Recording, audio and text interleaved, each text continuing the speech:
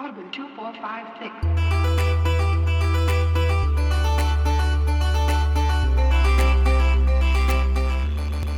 File corrupted. Beginning recovery process.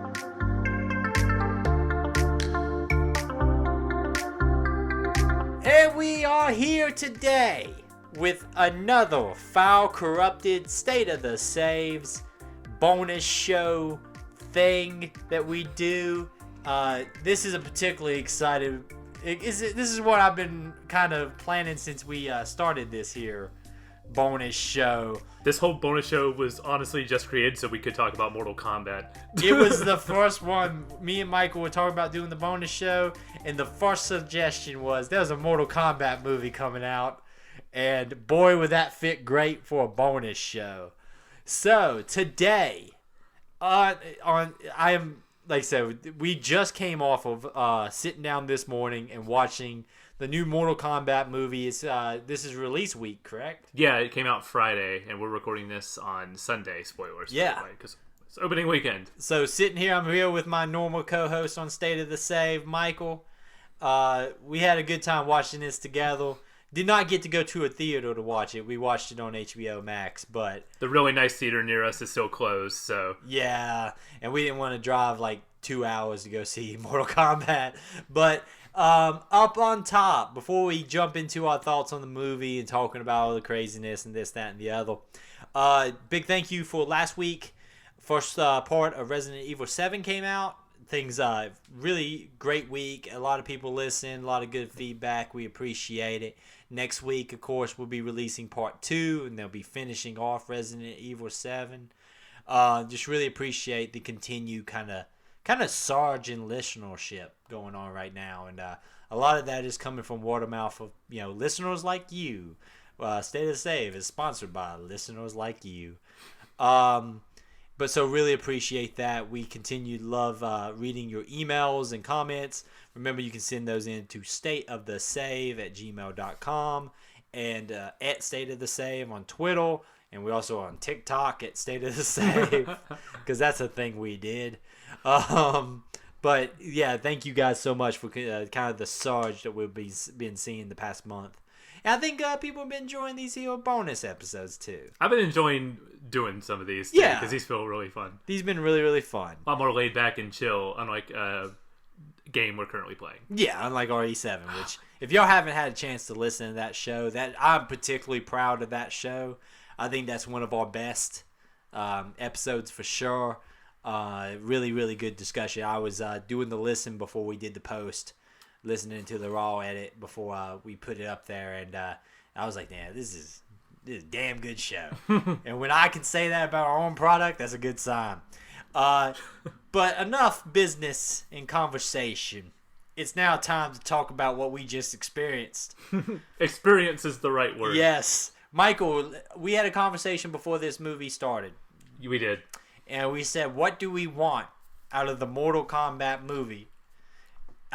Cool fights. Cool fights. Fatalities. Fatality. And someone to say the word fatality. Yeah, absolutely. And catchphrases. That kind of leads into Yeah, catchphrases. I wanted a guy to get punched off a bridge onto some spikes. That was what I particularly said I wanted it to be a straight up just tournament. Just make it a tournament. This movie went places I did not think it was going to go. This is very different from what I was thinking the plot was going to go. Before we start kind of really breaking down our thoughts on this, Michael, did you enjoy this movie? This was fun. This was a really good setup for future movies, which I guess you have to say about every single movie that comes out now. That's all part movies. Of the franchise. Like, let's get right off the top. There's no tournament in this movie. They're building up to a tournament that's going to happen later down the road. Which is not something I would have thought even 20 minutes into this movie. I thought this movie was going to be the tournament. I thought the back half was going to be the tournament. Yeah. Like, okay, we're assembling the fighters, now we're going to do the tournament. But no, that's not how this movie went down at all. We never get an actual tournament in this movie. This movie is very much... It's lore heavy. Like, it's not...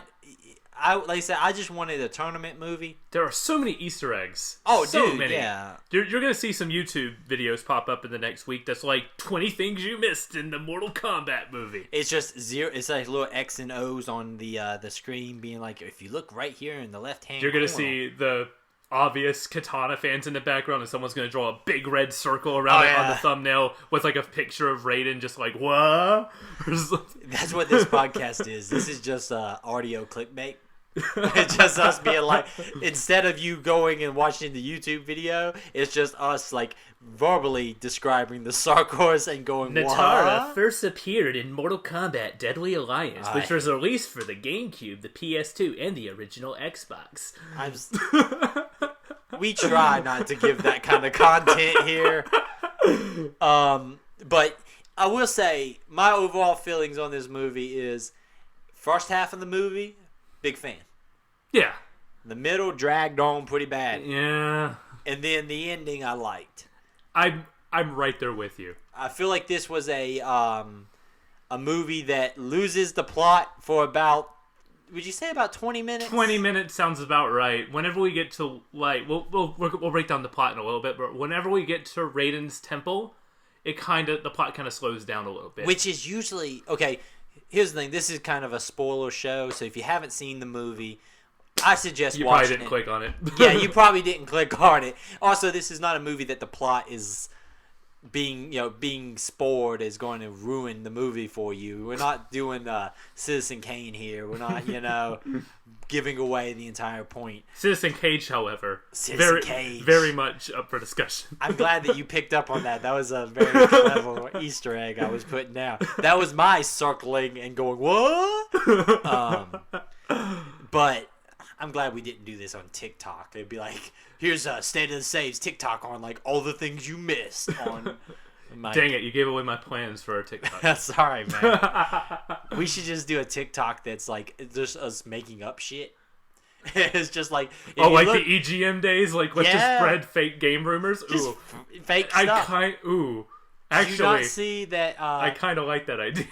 If you look at like minute number 53, Frost from the recent Mortal Kombat games is in the background of Outer Worlds. She's one of the characters. And then no, she's not. People would be like, "What?" And then go and be like, "Those great. bastards." There's no such. Everybody just coming on here be like, "These guys are fucking liars." But I really feel like that movie dragged for about 20 minutes, and you could tell as we were sitting there, me and Michael were completely silent, pretty much during the beginning of the movie. In the middle is when I start making the stupid cinema sins kind of comments, and then at the end it's everybody gets quiet again.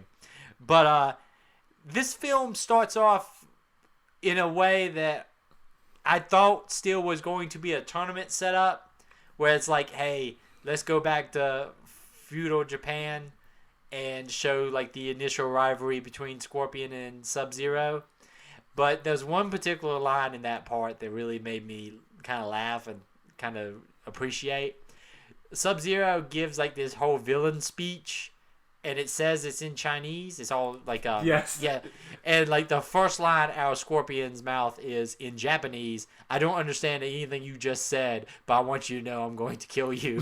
So it's like there's this entire villain speech where he's like, I have no clue what this guy's saying. Also, I love the fact that the subtitles gave, like, in parentheses after the fact, like, oh, this line's in Japanese. Oh, this line's in Chinese. Yeah, that they feel the need to, like, make sure you know that they're both speaking different languages, which I appreciate, but at the same time, it only made sense to set up that There joke. could have been maybe a better way, like, you could have color-coded the subtitles based on the language, too, but then that would have probably been confusing. I think that it was just. I think it's just to it's set a up that no-win joke. situation. It's just to set up that joke of Scorpion being like, I don't know what you just said, but I'm going to kill you.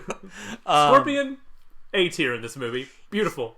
S tier, probably. For a guy who was all over the trailer and all over the advertising, he is in this movie at the beginning and in one fight in the middle, and that's it.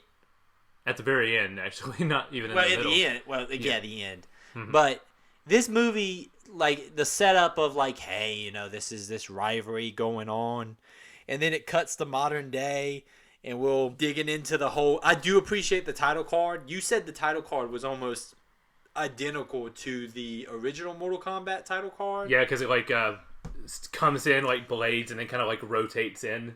Yeah, and also like I like the fact that you had reminded me, because I was kind of iffy on this, that this is the 10th tournament. This is the 10th tournament to decide Earthrealm's fates, which is also kind of cool because that's where they use a lot of like the background like Easter eggs for characters that you don't see in the movie. They're like combatants in the other 9 tournaments. Like I thought that was kind of cool. Like Nightwolf was one of the contestants, one of the fighters in like a previous Mortal Kombat. They allude to the Great Kung Lao and a lot of the stuff, which you would have to, because. But it's cool that that's like how they use the Easter eggs. Is like there's 9 other tournaments, so let's put some of these characters that we're not going to use in there so we can still show them. And as a fan, you're like, oh wait, it's freaking that guy. And they have people still alive from the 1600s, so you could feasibly bring Nightwolf back, or some of the other characters they showed in the background, like back. Yeah, you could find ways. I mean, people can always like come back from hell. In this no one is ever dead in Mortal Kombat. Oh, but they sure make him look like they are. Oh yeah, yes they do. All kind of. What do you think about a ride-along character? Cole Young, I thought he was better than I thought he was going to be. He's definitely, he grows on you. Because at first I was like, this is the least interesting guy here. But come the middle of the movie, I think he kind of settles into that good ride-along character. They give him enough to do and enough like emotional weight with his family and wanting to keep them safe and everything, to where he's not just fully an audience stand-in. He's an audience stand-in, but he has some emotional weight tied to the story. And he has the connection to the fact that he is of the bloodline of, Scorpion's bloodline. I'm going to call him Scorpion just because he's always Scorpion. This movie is just the Da Vinci Code, but instead of Jesus, it's Scorpion. Which is so much cool. But, like, the fact that he is of the bloodline, and, like, that's kind of his, like, connection to the past. But he, acting-wise, we talked about, you watched recently the original Mortal Kombat movie. We talked about watching the Annihilation movie, but no one wants to do that to themselves. I can't do that again. I can't. And then we talked about trying to watch.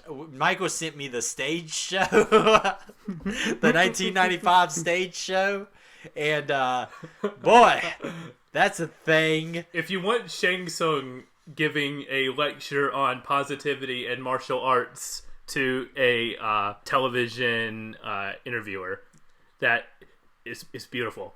It's wonderful. It reminded me so much of like the Ninja Turtles had a stage show where they played guitars. The interview also reminded me of like when GWAR were on like Oprah, and so it's like the members of GWAR in like complete costume and get up, being like, and Oprah like talking about like the concerns of parents. And, like, parents standing up in the audience and being like, what an evil person you are! And GWAR completely staying in character, being like, we're intergalactic warlords from Mars. What do you think we're going to sing about? And no one being able to step back and be like, this is damn ridiculous. Y'all know that, right? Like, everyone taking it just like a hint too serious. But, like, he's a good ride-along character. He's by no means my favorite character in this movie. No. But they do a good job of making this very quickly like an ensemble cast. Yeah. He's like the ride-along character in as much as he's just your excuse to bring him, bring you into this whole conflict. But this movie's like the biggest issue with this movie is it starts strong with lots of cool stuff with like Sub-Zero showing up. I described him as like Freddy Krueger at the beginning, where he's like a horror movie character who's just constantly coming, and no one can stop him. I compared him to the T-1000. Yeah, and there's some really cool stuff there, but there is this, once the team is assembled and you are going to get what is kind of like your traditional training montage. I thought it was just going to be a training montage. Before we get to the tournament, but it becomes the slowest part of the movie because it's just people kind of hanging around. You must find your arcana. Yeah, but like there's no, like there was even a portion in which Raiden puts up like a force field to keep them safe, and like then they just leave it there. Like there's no like ticking clock Like, the tournament is going to happen in 2 months. 'Cause You have to be ready. I was very confused about the timeline of how far this tournament actually is. Like, is it close? Like, is it just in a few days, or is it like still a few years away that they need to prepare for? I thought it was going to be like in a week or something. Like, the way they talk about it at first, it's like the tournament is coming and it's soon, and we have to get everybody ready. And then when we get everybody ready and get everybody to the same location, we're very quickly like, okay, and now there's no tournament. We're just going to hang out here and train. And it's like, there's never a timeline or a clock. And so it makes it kind of feel like it feels like we're just spinning wheels in for a one long location. time. And like, Outward is obviously cheating. Like, they were trying to take everybody out before the tournament. That's the thing I really liked about this movie was that it didn't try to replicate the first Mortal Kombat movie. So by being a tournament, it tried to do something different. There are some flaws with that, like the spinning the gears and everything. But the first half of this movie, where it's just like, no, we don't want to lose, because also they make Scorpion the prophecy, like the bloodline of Scorpion will be the savior of Earthrealm. It's this concept also that, like, the prophecy is that Earthrealm will basically rally and win in the 10th Mortal Kombat tournament. Was Ed Boon like, hey, we'll let you make another movie again, but Scorpion needs to be the linchpin. It all needs to depend on Scorpion being Ed Boon's favorite character. Well, like, he's also my favorite character. He's the character I play as anytime I play a Mortal Kombat game. Like, the first character I select is usually Scorpion. Sub-Zero for me. I'm a Sub-Zero main all the way. We'll get into, like, Easter eggs and, like, Mortal Kombat stuff in a second, but like, I like the fact that he's like a prophecy and he's like this mystical force that will inevitably show up. But this whole thing would have made more sense if there was a timeline to, like, the tournament is in a year, so that's why they're trying to take these guys out. Because, like, why are they all of a sudden trying to kill all of the Earthrealm fighter? Like, if they would have been given a time for the tournament, or that even say like the tournament is approaching, because it's like, our main character has been alive for what? He's like 30-some years old? Yeah, something like that. Like, why haven't they been trying to kill him since the beginning? Why haven't they just now decided to start trying to kill Jax? And, like, it feels weird that, like, there was never a time given to, like, hey, this is why we're trying to, take everybody out. That's, like, the biggest flaw in the movie in my mind. But once we get out of that and you get basically the start of the war between Earthrealm and Outer World, that's when the movie kicks back up. It's like, there's like a 20-minute, would you say 20 minutes, 30 minutes? 20-minute lull in like the middle. Yeah, which really kind of kills the momentum. But once you get back up into it, man, I really dug this last half of the movie. This movie has a little bit of a pacing issue. It probably needed just like one more, in order to be like really, really good, it needed probably one more pass on the script and be like, hey, we should throw something in here, just make this a little tighter, make it move a little faster. Just give it a little bit more agency to the characters. But when you finally get there, it does the... Once Cabal shows up. Yeah, Cabal is in this movie. He's great, man. And he's like... Dude, okay, you want to talk about like something weird? Like, Goro is in this movie, right? Yeah, Goro, yeah. And Cabal plays a bigger role in this movie than Goro. Like, Goro in the first Mortal Kombat movie is like one of the main villains. And like, if you were going to like pick between your villains, you would say Goro should play a bigger role. Well, even in the original game, he was like the Darth Vader analog. He was like, no one gets past Goro. Like, you can't beat Goro, and then you fight Shang Tsung. Yeah, it's like you have to beat him to get to the Emperor. Like, he won the past 8-9 tournaments. Yeah, is the thing. Like, he's the champion, and now he's dead. Yeah, and he's killed in the like heroes discovering his inner power kind of moment, not in the big climactic last fight. Cabal makes it to the end fights when freaking Goro dies at the early on in the halfway point of this movie, pretty much. Yeah, I mean, it's weird that like they were like, and it's not like Goro needed to die quick because he's expensive. He had a big long scene. Like, I was like, well, maybe it's a digital effects thing where like, boy, he's expensive to do. But he had a long scene. But I just thought it was weird that he kind of... The CG on Goro was pretty good too. Like, it wasn't bad. There was, you know what? I'm gonna say this, and I comment at the beginning of the movie to you that the ice looked good. The ice looked great. Like, it wasn't cheesy, fake-looking ice. It was very much like, it looked like something you would see, like the ice hanging off your car or hanging off the gutters. Like, it looked like running water frozen. Like, it didn't look too perfect and pristine. It looked kind of like messy looking. I like the idea. The detail of it too. Whenever Sub-Zero leaves, like it just starts like melting away and start dripping. Like the set design in this movie, really good. Like I was thinking at multiple points, I was like, man, I want that at stage in MK11. Like the iced over Jim, and was like, I was like, I want that as a fight arena.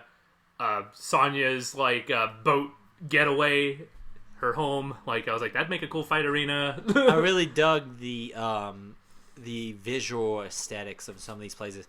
When towards the end that like, okay, they've beaten the Earthward, heroes down some, and then there was the big plan to how they're going to stop them. It just teleports everybody into different arenas, different combat arenas, and I was like, here we go. Like we can't take them out. We have to take them out one-on-one. Like in one-on-one fights, and literally it's just stages. Like the pit, the stage, which there's a pit of spikes, and Jax doesn't uppercut him into the spikes. That was so. They did but a different. They did his Mortal Kombat 2 fatality, where he just slams his hand together and explodes his face, which is also really, really good. I wish we could get both.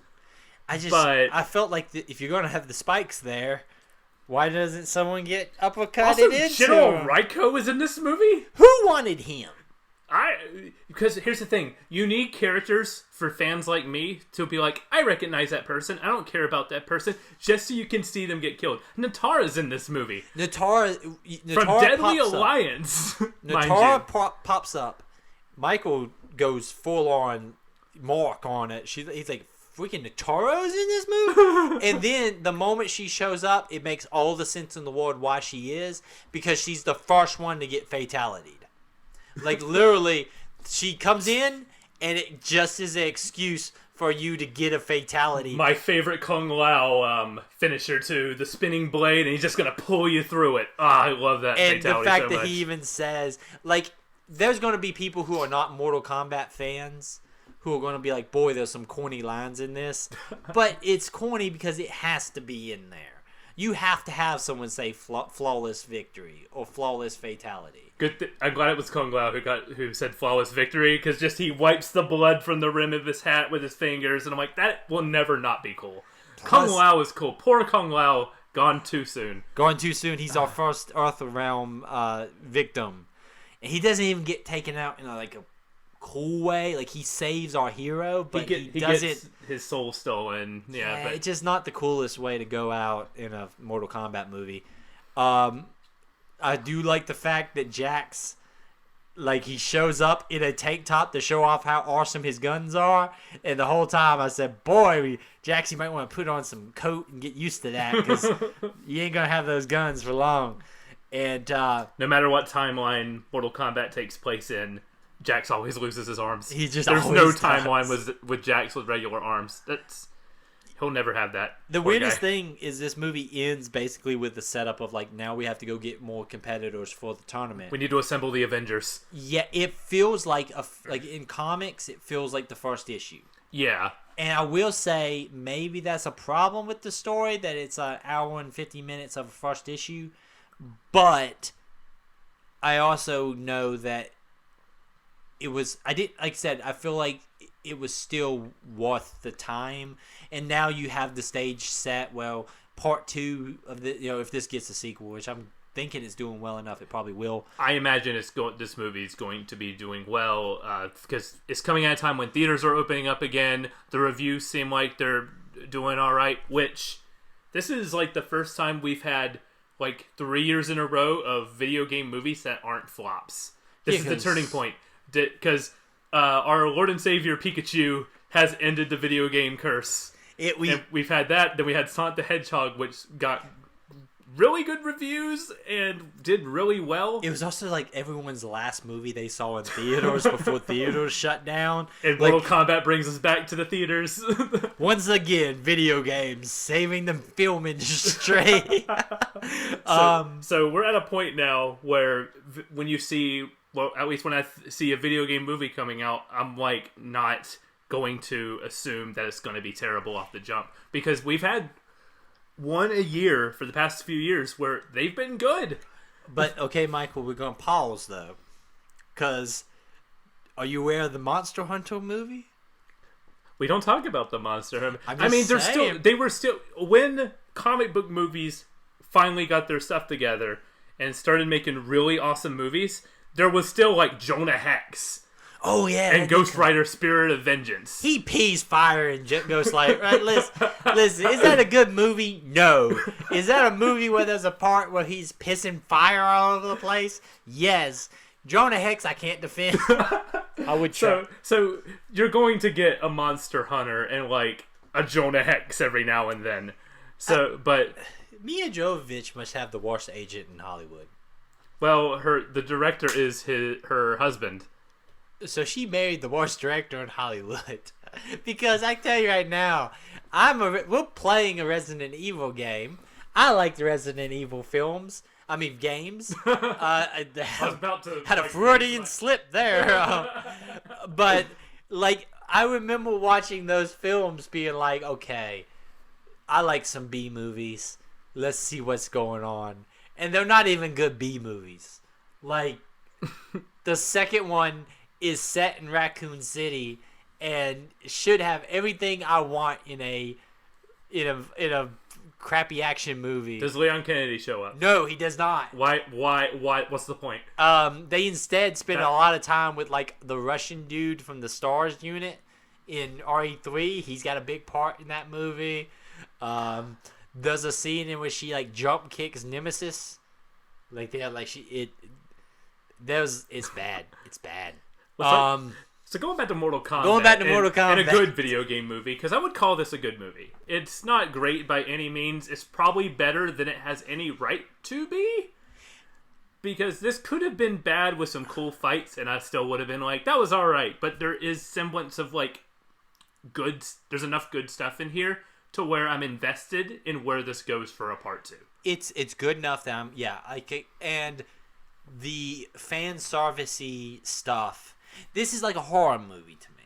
Like, well, you go into like a horror movie and what you're there for is to be scared and have the shock value and all that stuff.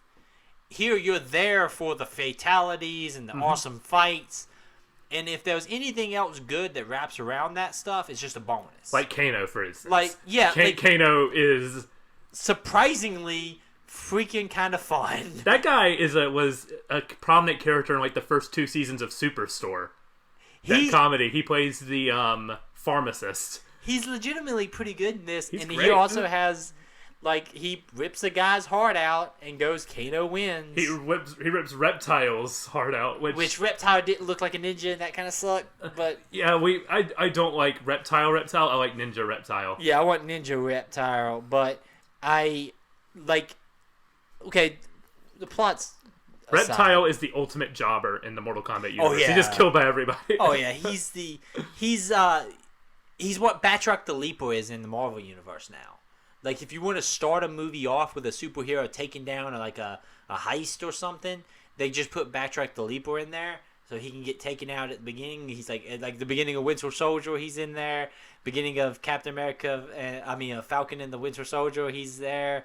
Like, he's that dude. Gotcha. Yeah, Batroc the Leaper. That's who that is. They don't call him Batroc the Leaper because they're like, even us is a bridge too far. We can call a guy Crossbones, but we can't call a guy Batroc the Leaper. But that's like, he's like their jobber for the Marvel Universe right now. That's what Reptile is for Mortal Kombat. But we got to get into the important stuff. Michael, tell me what your favorite fatality was. And tell me what your favorite fight was. Ooh. Favorite fight was easily Scorpion and Sub-Zero at the end. That had the most, like, special move nonsense going on. That's Sub-Zero using the blood of Scorpion, freezing it in the air, and then stabbing him with it. Which is what sold us on doing this cast. And then throwing him into an ice wall. The choreography there was awesome. All the Sub-Zero moves are from the game. Like the throwing him through an ice wall. Using the ice clone is in the game. Using the ice clone. Him making a sword out of ice is in the game. Mm-hmm. I don't think he freezes. Not the blood stuff. That's more of the Scarlet character. Yeah, Scarlet does that stuff. She uses like blood as weapons, but that whole fight and that whole visuals of that fight was really cool. And the crazy thing is, everyone else in that scene takes a back seat the moment Scorpion shows up, as they should. Yeah, but it's smart, and they still cut back just enough to show what they're doing, but it's smart to be like, hey, now we're here. Now this is what the people are here for. The main event is This is Macho Man versus Ricky Steamboat, WrestleMania 3.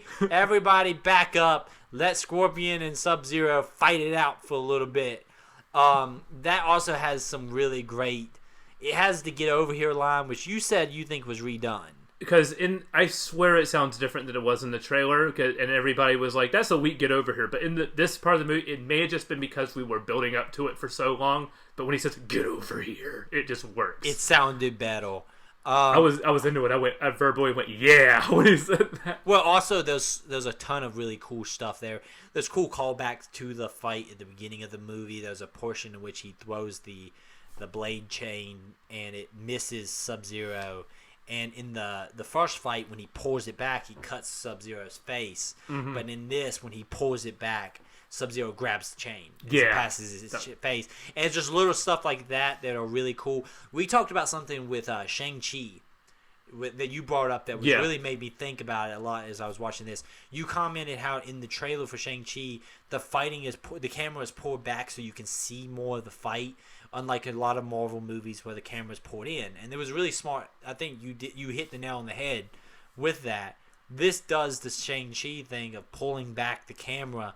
You don't get a lot of quick cuts of just people punching and then a cut and another guy punching. You can see the moves play out. And in particular, there's a portion in which there was like MMA fight at the beginning of the movie. Mm-hmm. And you can kind of tell what jiu-jitsu moves they're doing. Like you can see people mounting, doing some arm bars, going for sleeper holds. Like someone has an understanding of fights, like Brazilian jiu-jitsu and jiu-jitsu and things like that, to be able to choreograph that, because there was some genuine Brazilian jiu-jitsu holds and stuff in there that fit, and people were making transitions in the right way. Whoever did the choreography here has some like actual martial arts understanding. There's very good editing on the fight scenes. You could tell what was going on at all times. There was nothing like jarring about the cuts between punches or anything at all. For the most part, it was cohesive. There was probably I could maybe think of like one or two shots, like the Sonya Kano fight had a couple cuts there that I'm like, that was a weird cut. Also, it was in the dark the entire fight. Yeah. And I don't know, I'm not taking a shot at those actors, but I wonder if they were just a little bit less competent at the fight choreography than the other people were. Maybe, yeah. Because it was completely in a dark trailer, and it was a lot of quick cuts, which is really different than the fights in the rest of the film, where you could almost see everything. Like you could see people making the transitions on barring people's arms and sweeping people's legs. You felt like you could kind of track it really well. That fight in particular felt like a traditional movie action sequence where you couldn't see as much, and I wonder if that's just to cover up maybe those two didn't have as much experience. Maybe. But then maybe not, because most of Sonya Blade's action sequences were pretty clear, so I don't know why that was chosen like that. That was maybe his Kano doesn't have as much of a good background. Maybe because again he was on a sitcom before this. Yeah, so maybe he just they probably picked him because he could play the part well and not because he was like a really good fighter. But Kano was great. He was probably my favorite character in the movie just because he ate up every single scene he was in. No, when he had a ball doing this. When he gets his you could tell he was probably a fan of the material because he just ate up every single thing he was in. Like when he gets his laser eye and just calls out Liu Kang, he's like, "You have fireballs. I have laser eye." What was the line? The line was, I shoot lasers. That's so much better than fireballs, you pussy." And I was just like, wow, okay, man, he's really enjoying this. That's a hell of a line. We talked about your favorite fight, and I would say that's my favorite fight also is the Sub-Zero Scorpion round 2 fight. But what's your favorite fatality? Kung Lao's hat spin. Where he literally rides into the fan. And boy, that camera does not cut. Like, no, it cuts. It gets all the way down to belly button length before it stops. So like it's a brutal scene. But one thing this does well is it's a gory movie, but it's never realistically enough gory that it feels too much. Like, the gore is kind of cartoony. This is more MK11 gore versus MK10 gore. Which MK10 got a little uncomfortable in parts in my mind. I was also, like, some of those moves are slow. Yeah. And, like, it's so much worse to have a slow, deliberate ripping of someone apart than a quick bam, bam, bam ripping of somebody apart. But 11's gory, but it, like, more cartoonishly over the top level of gore, which is what I want from Mortal Kombat. My favorite fight was also the Sub-Zero Scorpion fight. How could it not be? My favorite fatality was the Sonya Blade fatality because it's the exact same camera angle. She blasts her with the energy beam, and when she falls, it pans from the face all the way down to the hole in the body where there's just the spine. Oh, when she gets Melina after she kills Kano. She, like, blasts her in the stomach, and it cuts, and you can see Sonya through the hole of Melina, and then Melina falls over. It's the exact same cut as how that fatality looks in, I believe, 11. Mm-hmm. And so that was a good fatality. And also, it kind of comes out of nowhere because she pops back up after killing Kano, and it's just like an instant fatality. I like Sonya in this movie, like her character arc of. I thought though that like she was gonna get to the point where she's like, I don't need the dragon tattoo. Yeah, I'm good enough on my own. But then it made sense because her and Kano have always been the like antagonist of each other, so it made sense that she would have a showdown with him. And I was kind of amazed that more Earthrealm characters didn't die in this. I mean, they gotta build them up so will die in the tournament probably. But yeah, I know, but it felt a little weird that like all of the Outer World characters die. Other than Melina's dead, but she'll be back. Dead. She'll be back. Melina would be back. Cabal might not be back. Goro maybe won't be back. I don't think you. We'll get Kentaro in the next one probably. Like I have another Shokan, but this one has cat fur. Or Shiva. Shiva would be good to have.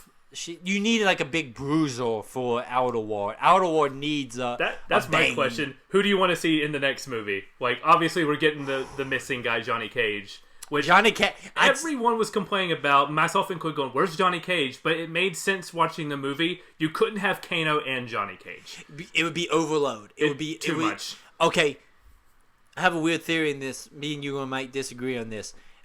If you ever go back and watch the Avengers movies, from the Whedon Avengers movies, now that we've had the Russo Avengers movies, those movies are way too jokey.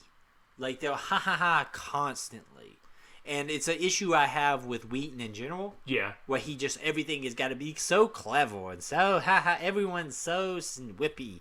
I didn't mind if you did that, let me get through my point here. Yeah. If you had Kano and Johnny, it would be like that because they're both going to have to make whips and jokes, and that leaves no space for anybody else to have any humor at all because you got two guys soaking up all the funny stuff. The best bits were when Kano, every time a character meets Kano, they beat the crap out of him. Sonya knocks him and puts a knife to his neck. Liu Kang shoots him with the fireball, and Raiden just blasts him into the wall. He's knocked out for a few seconds. The players were like, I missed all of that. People who want back in the next one, I want Kano. I know Johnny Cage is going to be there. Johnny Cage, but I want, and we talked about who we want as Johnny Cage. At first, I said Nathan Fillion could be Johnny Cage, but then you said The Miz. The Miz would. I am not a fan of The Miz as a wrestler, but he's been playing Johnny Cage in WWE for the past 20 years. That's his character. He's Johnny Cage. Just make him Johnny Cage. Just let him be Johnny Cage. Let him do his weird faces that he does well. Let him be an arrogant prick, which he does do well. And you know what? He's not a great wrestler, but he's got choreography. He's got wrestling, experience. He's got charm. Whenever I don't watch a lot of wrestling, but whenever he's on, I always have a good time, just because he's fun to watch. And he can do stuff well when they give it to him. I've seen so many lows with him as a character, but his highs, I could see The Miz. And for a movie like this, I could see The Miz being Johnny Cage. I would like a good Johnny Cage. I want more ninjas. Rain needs to be in this. Rain's cool. I want Noob Saibot. We're getting Noob Saibot. They even during the fight with Sub-Zero and Scorpion, he rips the blue off of him and shows like the all black ninja suit, and then he's killed. I'm like, we're getting Noob Saibot, and then his body is like taken away by Shang Tsung. Also, there was the bit in they show it briefly. It's like a off-camera gag where Kano just grabs Shinnok's amulet and he's told to put it back. So like Quan Chi is going to be a thing later on. There's a lot of background stuff that's teasing. Again, whenever you release a movie, you got to make a franchise. So we're going to get, if this does well, probably a bunch of different movies that are probably all going to lead into the tournament. I hope they don't stall on the tournament too long, because I feel like if you stall too long on the tournament, people are going to lose interest. I kind of think the next movie needs to be the tournament, or it needs to lead up to like the day before the tournament, and then have 3 be the tournament. Yeah, or something. That would make sense. Like in 2, like you could just, or have like the first half would be like, hey, we found all these people and now we're going to introduce them, and then have the second half of the movie just be the tournament. I also want after the Sub-Zero thing, the Scarlet character would work really cool if they just did that same blood effects all the time. Yeah. Where she's like ripping people's arms off and using their blood to stab them in the head and stuff. Scarlet's cool. Scarlet could be really cool. Is a success on this movie in my mind that we're sitting there being like, who do we want next? Yes. Like this was a lot of fun. I'm probably going to end up watching it again at some point. Maybe once more before they take it away, just because I did have a lot of fun with this movie. It has some flaws, yeah. I knew it was going to have problems. I'm not expecting like art house cinema here. I wanted blood. I got blood. I wanted cool catchphrase. I got cool catchphrase. I wanted fights. I got fights. It succeeded on all of those. Every complaint I have of the movie doesn't bring it down. It still works as a movie. It works as a movie. It functions as it should. I am not offended by it in any way, shape, or form. This was a solid movie that's elevated by the fact that it has Mortal Kombat. It's what the best comic book movies do. Where it's what video games... I don't know why video games haven't figured this out till now. You make a good movie first, and then you can pepper in all the Easter eggs and the video gamey stuff in there. But if you don't make a good movie first... Like, my parents have watched Captain America Winter Soldier and thought it was a good movie. Because that movie is a good movie that just so happens to be about Captain America. You could watch this movie and not know a thing about Mortal Kombat and probably still have a good time. It's just because it's fun. It's just a cool martial arts over-the-top movie. Like, when it comes to movie universes, remember when they tried to make the Dark Universe a thing? Yeah, which is on paper is an awesome concept for a movie universe. Like, hey, we're gonna put all the Universal monster movies together, and then you started out with a Mummy movie starring Tom Cruise, and then you're like, all right, whatever.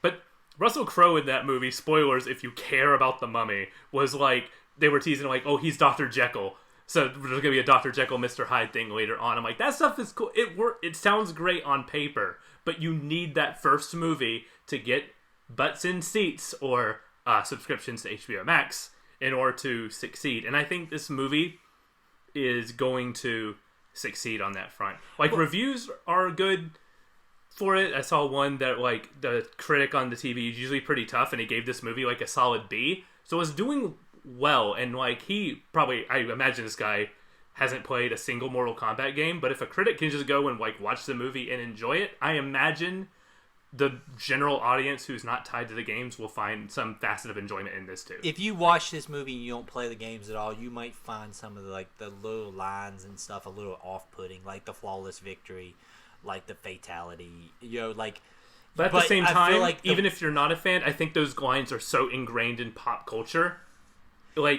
Fatality is a word that is used often enough outside of like that particular moment in the game.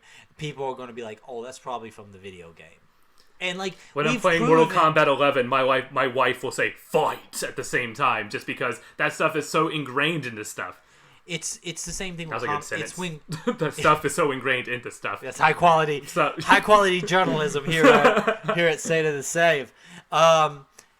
No, but you're right, and comic book movies have proven that people will tolerate comic book bullshit.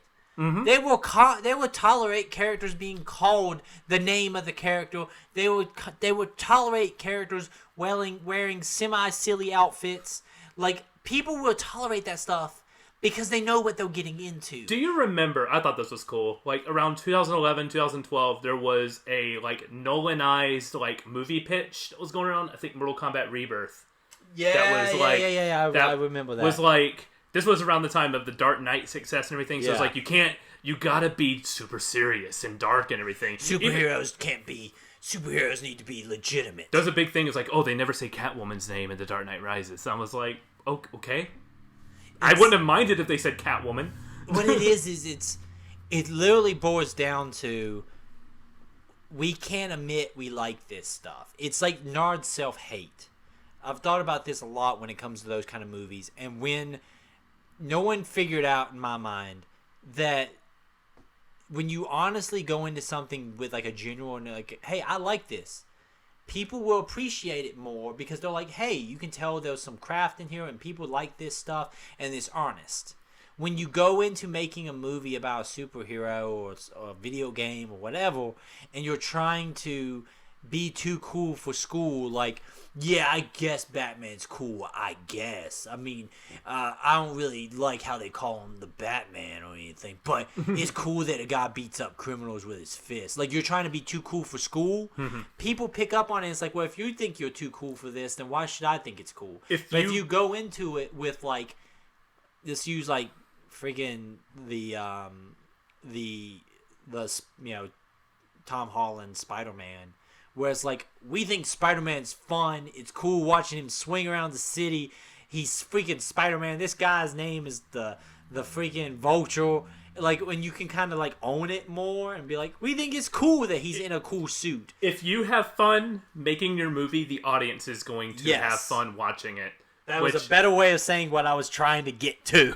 Yeah. But yeah, no, it's own the fact that you're making a big video game movie and say, we're making a big violent fighting game movie, and usually the audience is going to be like, if that what you're making, then I'm on for the ride. If your character says, I have risen from hell to kill you. I have risen from hell to kill you is Scorpion's line when he comes. Dude, that is a freaking great line. I saw that line and I read it out loud, almost like Michael couldn't read it, because I was like, that is an amazing line. The Scorpion's opening line is, I have risen from hell to kill you. And it's just like, that's the opening line of a fight in Mortal Kombat when he walks out and he's like, that's what they would say. Like, it just fits. It's cool for the sake of cool, and sometimes that's what I want. Yes, absolutely. Like, yeah. That's what. This is not going to be a long episode. I think you should go watch this movie. If you made it this far and haven't watched this movie, and you are a fan of Mortal Kombat, go watch it. It's a good time. Go watch the movie. It's so fun. It is. It's definitely worth a watch, and I'm excited to see. This was a great foundation. I can't wait to see where they go in the future. Yeah, I hope that they do a lot more with this. I hope that maybe this is a sign that maybe studios start going, hey, we have all of these freaking IPs that do millions and millions of dollars of business every year. We can make movies out of them that are not, low quality, straight to VHS quality kind of movies. We can do something here that's fun and over the top, and people can sit there and be like, oh, that's like that fatality in this and like that and other. And still also appeal to people that are like, I've never touched a Mortal Kombat game. Let's bring some more Mortal Kombat 4 characters in just so we can see them as jobbers get killed. Oh, we need lots of jobbers. We need Jarek. When we get to the tournament, I want like each side to go in with like 20 people, and I want a montage of the jobbers getting taken out. Like Earthrealm has a bunch of jobbers, like Stryker. Let's just have a cop in there, and he just gets like... Stryker's going to be dead. And, like, Stryker's going to be in the opening fight, and he's going to be put up against, I don't know, freaking... Kentaro, what's the name of the guy who's got, he'd be for Earthrealm. What's the cowboy's name? Aaron Black. Aaron Black. Yeah, let's put Aaron Black in this movie. Or have, like, a cutback to, like, the old tournaments and let Aaron Black having been one of the fighters. Like from the Wild West. Yeah. Like during the Wild West. Aaron Black was there. Like, dude, yes. I want, like, just little cuts of, like, jobbers getting taken out to build up your big threats. Like, if Shiva shows up for Outer Realm, I want her to rip apart, Stryker, and then, when Johnny Cage has to fight, he's you know that it's a legit threat. Like, that's the kind of stuff I want to see. Also, this movie continues the tradition of Raiden being a freaking jerk. But that's all I want to say. I like Raiden as a character. It's fine as a character, but he's a jerk. When the Earthrealm Warriors just show up for the first time, he's like, this is it? This is what you brought me. He's like, this sucks. We're totally going to lose. He's like, oh, man. In the classic term of Stan Lee, enough said. Yeah. Enough said. Go watch the movie. It's high quality. As always, Mike, you want to bring it home? As always, follow us on Twitter, TikTok at State of the Save. You can send us an email, stateofthesave@gmail.com or stateofsave@gmail.com if you're an OG.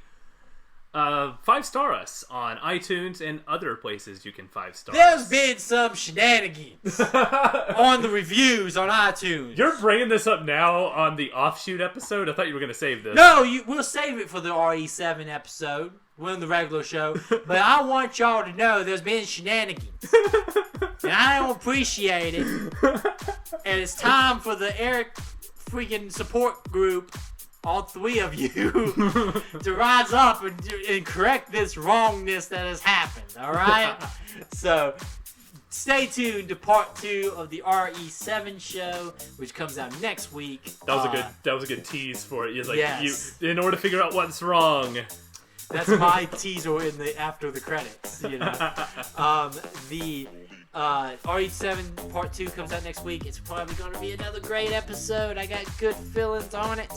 And as always, thank you guys. Stay safe out there, and we really appreciate everyone who's listening.